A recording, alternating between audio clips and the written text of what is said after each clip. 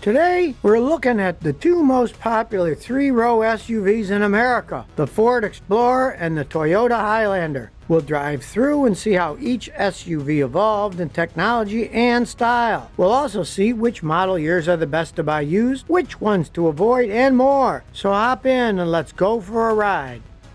Did you know that the Ford Explorer was originally conceived as a replacement for the two-door Bronco II? The original Explorer was built on the Ford Ranger's chassis and borrowed heavily from the Bronco II. Even though it resembled the compact Bronco II, the Explorer was much larger. In addition, its appearance sported a more modern, aerodynamic look due to its sleek side windows and integrated mirrors. Under the hood, it featured a 4.0-liter V6 engine that was capable of producing 155 horsepower and 220 pound-feet of torque. The first generation Ford Explorer was an instant hit. By the end of 1993, some 300,000 Explorers had been sold.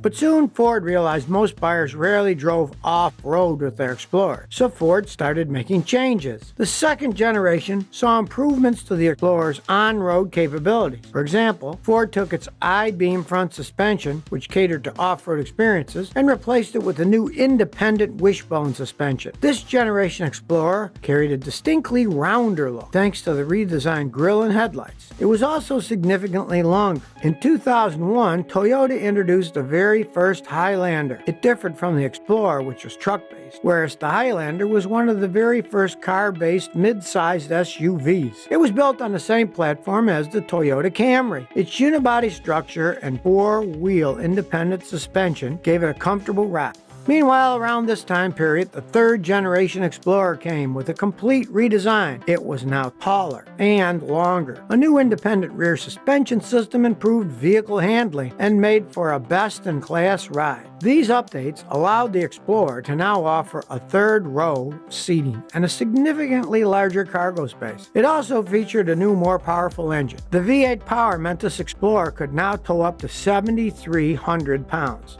Soon after, Toyota followed suit. They also gave the Highlander a third row, and they updated the engine, this time with a 3.3-liter V6 engine. Toyota also surprised America when they introduced the Highlander Hybrid, which was the world's very first hybrid SUV. Meanwhile, Ford continued redesigning the Explorer and launched the fourth generation. It earned the North America Truck of the Year nomination. This generation saw a new deep grille for a more rugged, tough look. It also featured an improved suspension, updated interior, and it was now equipped with powered, foldable third-row seats. Ford also added a new 6-speed automatic transmission option. During this era, Toyota launched its second generation Highlander. It was larger in size compared to the previous generation, and it wasn't just length and width, but also 1 inch more ground clearance. The Highlander Hybrid retained its 3.3-liter V6, which was paired with electric motors for a total of 270 horsepower. Ford started the fifth generation, which now saw a car-based Explorer rather than a truck-based one. It was now a front-wheel drive SUV that featured a unibody construction based on the Ford Taurus sedan. Ford also refined the engine. Instead of a gas-guzzling V8, this generation saw a 3.5-liter V6 engine. For consumers on a tight budget, it was also available with the 2-liter turbo engine. Ford also introduced all-wheel drive sport model. The changes in this generation proved to be a hit for Ford. In 2011 alone, 135,704 units were sold, exceeding Highlander sales by over 34,000. In fact, the Explorer became the best-selling three-row SUV in America, even winning the 2011 North America Truck of the Year award. Meanwhile, Toyota released its third-generation Highlander. Now it was rounder and looked more similar to other SUVs in its class. It was also beefed up. It was longer, wider, and for the first time, the Highlander could now seat up to 8 people. This also saw new safety features like blind spot monitoring, lane departure warning, and pre-collision warning systems. Shortly thereafter, Toyota gave birth to the fourth generation Highlander, starting with the 2020 model. What's very unique is that it was tuned for the infamous 405 commute. In case you're not familiar, the 405 is a well-known freeway in Los Angeles. It has hills, corners, curves, and barriers, and residents call it the world's largest parking lot. So you can imagine how insanely bad the traffic is. That's why the Toyota tuned the Highlander for a typical 405 commute. So what does that mean? They actually drove several prototypes prototypes on the 405 as part of their research and development and testing process. And Toyota paid particular attention to the Highlander's ability to accelerate confidently and predictably on short on-ramps, steer responsibly to tackle curves and corners. The 2020 Highlander was larger and wider and had an additional 2.4 inches to the wheelbase.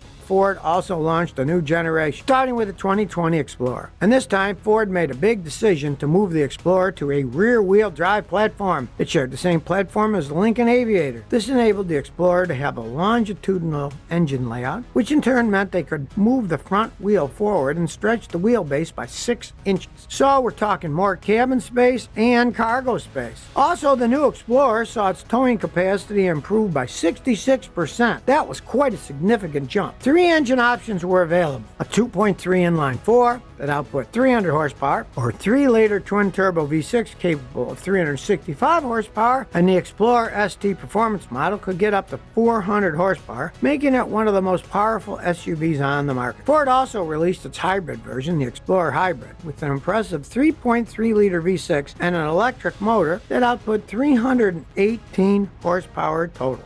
But now let's compare the 2021 Explorer versus the Highlander. Let's talk about power. The base Explorer comes with a 10-speed automatic and a 2.3-liter EcoBoost engine, which, if you're not aware, is Ford's line of turbocharged direct-injection petroleum engines. The new Explorer can tow as much as 5,300 pounds. So in terms of power and capability, it offers more than the base Highlander, which is the 3.5-liter V6 dual overhead cam engine that outputs 295 horsepower and can tow 5,000 pounds. As far as fuel economy, the Explorer is rated at 27 in the city and 29 on the highway. Compare that with the Highlander, which is 21 in the city and 29 on the highway. Let's talk about space. The 2021 Explorer can accommodate up to 7 passengers, depending on trim level. Contrast that to the Highlander, which can seat up to 8 people. So the Highlander has a leg up here. Let's look at the hybrid version. The Highlander Hybrid LE offers better fuel economy at 35 miles a gallon in the city and highway combined, compared to the Explorer Hybrid, which is rated at 28 miles per gallon in combined drive. One thing to be aware of is that the Explorer only offers the hybrid powertrain in its expensive limited and platinum trim levels. That's why Highlander Hybrid is a better value, because you can get a hybrid at a base price of $40,000 compared to the Explorer Hybrid Limited, which starts at $52,000. Did you know that recently Toyota filed a trademark for the name Grand Highlander in the US and Canada? That was just last December, and it raises an interesting question. If the current Highlander already boasts 3 rows of seats, then what will the Toyota use the name Grand Highlander for? Trademark applications don't guarantee that Toyota already has a new upcoming vehicle ready, but sometimes it can be a clue of a new vehicle in the works. Well, only time will tell, and I'm sure we're very curious as to what's coming around the corner.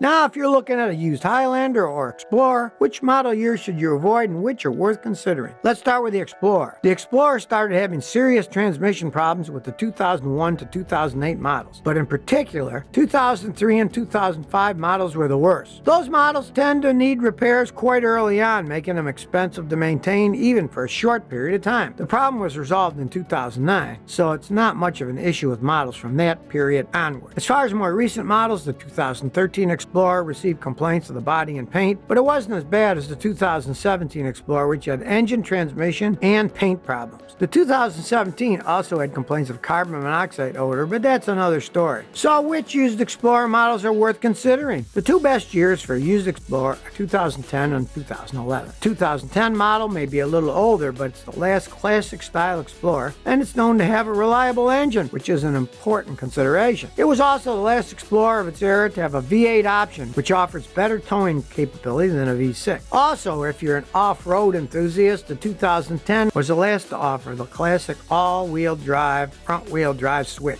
because the models thereafter introduced a terrain choice style. 2011 year is a good bet too. It's a bit more advanced technologically and just as durable. If you're looking for a more recent used model, 2018 and 19 seem viable. But now let's talk about used Highlanders. A model you might want to avoid is 2015. That year received the most number of complaints by owners. The most common complaints were around uncomfortable front seats, wind noise, and the navigation screen display freezing up and rebooting. But even worse is the 2003 Highlander. Owners reported issues around coolant leaks and also the engine block bolts giving way due to stripped threads in the engine. Some of those issues resulted in a complete engine engine replacement, which is quite expensive. There were also complaints around brake pads and rotors wearing out prematurely. So overall, the 2003 model had the costly of repairs, so it's best to avoid. As for noteworthy used models, the 2007 Highlanders received the very least complaints, and even then those are very minor. 2013 and 16 Highlanders were also viable. They received high reliability and safety ratings. There were a few recalls issued, so be sure those have been repaired or addressed if you're looking at a used model. The 2016 Highlander has been listed among 3-seater SUVs that are fuel efficient, and that was for both the gas engine and the hybrid versions.